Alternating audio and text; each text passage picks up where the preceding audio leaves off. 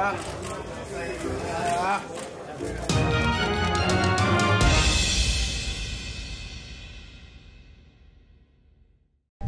Wilder squashes the BT Sport rumor and their rumored involvement in making Wilder versus Joshua last year. Stay tuned. What up, Fight World? It's your boy Ego, and I'm back with some more boxing. Make sure you smash the like button. Also subscribe to the channel for the latest and greatest in boxing. If you want to become part of the gang, notification gang, please hit the bell icon. Shout out to the super chats, channel donations, the Venmo donations, and the Patreon family. We working. Now, shout out to worldboxingnews.net, link in the description. They have an exclusive interview with Shelly Finkel, co-manager of Deontay, the Bronze Bomber Wilder. I'm so frustrated. And he dispels the notion that BT Sport was the reason Joshua Wilder didn't happen last year. Says World Boxing News is able to clarify once and for all the continued rumors surrounding TV rights for Anthony Joshua versus Deontay Wilder back in 2018. There's a common misconception that Anthony Joshua was expected to fight Wilder on BT Sport and has done its rounds for some time now. All along, it was clear that Joshua versus Wilder, either taking place in the US or UK, would have always been televised by Sky Sports Box Office. The only way Wilder was going to fight on BT Sport was when he was facing Tyson Fury. The reason being is because Fury is a BT fighter. Simple as that. Wilder's co-manager, Shelly Finkel, had no hesitation pointing this fact. It says, quote, "You are correct.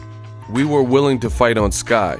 We only fought on BT because Tyson Fury is with BT." Finkel exclusively told World Boxing News. In a world exclusive interview on July 31st, 2018, Finkel was at the end of his tether after attempting tirelessly to get Joshua in the ring. A $50 million ratified offer was rejected despite Joshua already being a Showtime fighter. AJ still had optional fights left with the network, proven by the Povetkin fight being televised later that year. Even when the US deal with it rejected, Wilder accepted $15 million to face Joshua in the UK, but terms proved impossible to complete, as Finkel explained. Quote, "There's no doubt in my mind they don't want to fight Deontay Wilder. If they did, they would have sent a contract with more impediments in it than the first time. They wouldn't have sent a contract. So basically more roadblocks in their additional contract than the first one had, which would obviously be problematic." He says, "I mean, they don't even have their own lives together right now. Joshua said he sent a contract and signed it that removed all impediments, like basically all the roadblocks, and that it would be signed by him. But the contract is not even signed by him, it's signed by Eddie Hearn. Barry Hearn also sent a tweet out yesterday stating that the contract was signed by AJ, but it's not. And he added to that, they have now put more roadblocks on the rematch clause than before. In the original contract for a fight in 2018, Deontay rejected it because of the rematch clause only being in place for Joshua. Now they've added that a rematch won't take place if it's a draw. I mean, there has to be a rematch if there's a draw. They don't even have their own story straight. The bottom line is they don't want to make the fight. They didn't want to make it happen in September. They don't want to make it now for April. If they did, they would have changed things Deontay was adverse to in the original contract, like Joshua said they would. And that's true, because Joshua, I remember the interview that Finkel's talking about. Joshua says, he's like, "We've heard the concerns. We've changed the contract. We did this. It's mad." You know, he was saying these things. He was saying, like, we went back and forth. We see it. He's like, we took all the bad points and we made them into good points. So, you know, I have the date of the venue, which he's not even fighting April 13th anymore. You know, he says, obviously, whether Joshua is afraid or they are fooling the public regarding this fight. They are not looking to fight Deontay Wilder on April 13th. They are lying. They don't want to fight April 13th, or they wouldn't have sent the contract the way they did. The fact is they sent a contract worse than before and left in the things Deontay wanted changed. They have no desire to fight on April 13th whatsoever. Public lies. Bullshit. I'm just fed up discussing this bullshit with them because it's one bullshit after another. People who want to be his fans, that's fine, but don't believe the lies coming from Joshua surrounding these negotiations. Wilder wants this fight, and it's not down to anything on his side that's not happening. If, however, terms are realistic in the future, we would be open to receiving the contract we were expecting. We would be happy to look at those impediments if they were removed, and as previously stated by Joshua himself. So basically, this is a previous interview, it sounds like, and Shelly Finkel was saying that the BT Sports portion of it was a myth. You know, that was never part of it. They were always going to fight Anthony Joshua on Sky Sports. You know, so I don't even know where that aspect of the game, I don't even know where it came from. I don't know who started that. Probably Eddie Hearns, Barry Hearns, you know, Barry Manilow, one of the Eddies, one of the Barrys, Eddie Murphy. You know, a Barry or Eddie started that. But, you know, reality is, obviously he's not fighting April 13th. He's fighting Gerald Big Baby Miller. But, you know, I can't wait to hear what Eddie Hearns has to say. You know, because Eddie Hearns is sly about it. Like, what he'll do is, I used this example before. It's like someone saying, hey, Ego, did you sleep with Kim Kardashian? Did you sleep with Rihanna? And I don't say no, and I don't say yes, but I make a facial expression that is suggestive, you know, and that would lead people to believe, like, hey, Ego, I heard a rumor. I heard you slept with Kim Kardashian. Is it true? And I just look at him like,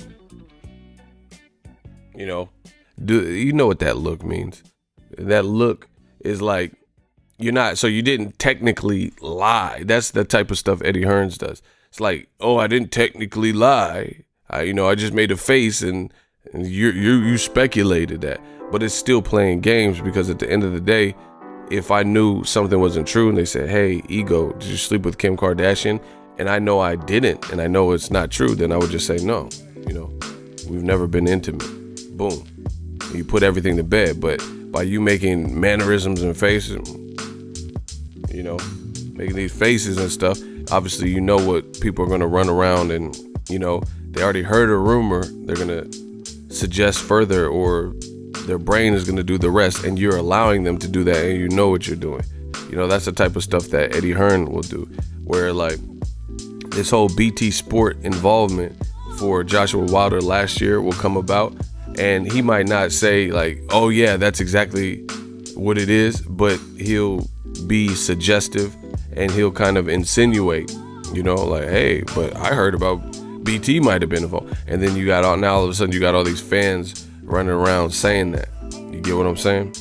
So I don't even know where that came from, but Shelly Finkel, he put it into it, at least on his side. He said that was never part of it. He said the only fighter we were going to fight on BT Sport would have been Tyson Fury. So I don't know where this, you know, all the money was backed by BT Sport and Joshua had a Sky Sport contract, so it would have never worked. And, you know, to me, it always sounded like some bullshit, to be honest. It always sounded like some bullshit because if you notice with Joshua, all the things that are said with his team, it's like all over the place. So it's just like throwing shit on the wall, expecting something to stick and hoping something does stick. You get what I'm saying? It's not like Joshua, as far as, for example, you know, I could do this all day.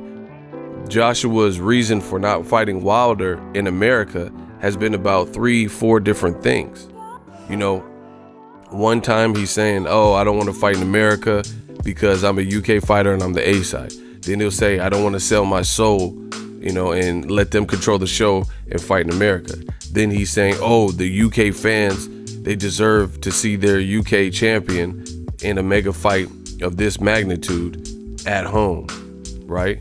Then he'll say in another interview, I don't trust the referees and the judges. the ref, and this is all documented. This is all, you can go back and find all this. He did an interview and he says, oh, the referees and judges, you know, basically they're going to be biased towards me because I'm the visitor and Wilder's the American fighter, you know. And even stuff like that, you could break it down further. A lot of what's said by the man fans and the casuals and the ops, it doesn't even make sense. First they say nobody knows Wilder in America, but then Joshua is afraid that the American fighter is going to have favoritism. You know, so which one is it? Nobody knows Joshua. I mean, excuse me, nobody knows Wilder. Nobody cares about him in America.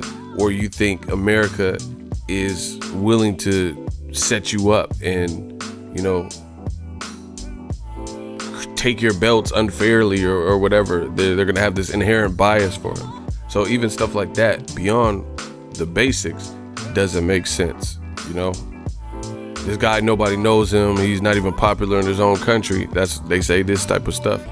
But then you're worried that America's going to be biased for him. You know, when it comes to at least the judges or the refs, makes no sense. But those are the types of things. Like, he's had several different reasons as to why he wanted to fight in the UK and wouldn't fight in the US. Now, guess what? He's fighting Gerald Miller June 1st in the US. You know, so all that's out the window. And I think that came from pressure from DAZN. They're like, man, you're not fighting Dillian White at Wembley. You know, you're not fighting Wilder. We need something big from you. You got to come out here. You know, we got to start building your brand out here and, you know, see what that's like. So that's my thoughts. And the same thing with this, like, BT Sport. Like, where did that even come from? Like, BT Sport was going to back the money and, you know, the fight was never gonna happen. It's too many different things. Like, this BT Sport was not one of the initial excuses that we heard. We didn't hear this BT Sport myth or rumor until much later. I remember the chronological order. You know, people were saying the fight wouldn't happen. They were saying Wilder scared, he forgot his pin, I'm not fighting in the USA. You know, this, that, and the third. They're taking too long with the contract. You know, and then somewhere along the line, this whole BT Sport myth came about. But Shelly Finkel, at least from his side, says that was never the case. We would always fight Joshua with his UK partner and distributor, Sky Sports. We weren't worried about that. We weren't worried about the UK side of things. So shout out to Shelly Finkel for clarifying that. Let me know what you guys think. Do you think we can even get this fight this year? Hopefully we do. You know, with Tyson Fury going to ESPN, maybe he gets froze out now. You know, so it's definitely a possible, but a possibility. Let me know what you guys think. Drop your thoughts in the comment section. Make sure you smash the like button. As always, hate, comment, and subscribe. Till next video is Ego, signing off. So if you enjoyed this video and want more content like this on the channel, you can show your appreciation by going to the PayPal donate button or the YouTube support button, and you can donate any amount that you feel is equivalent to the value of this video. Much more to come. Thank you guys for your support. Boxing Ego, the future of boxing.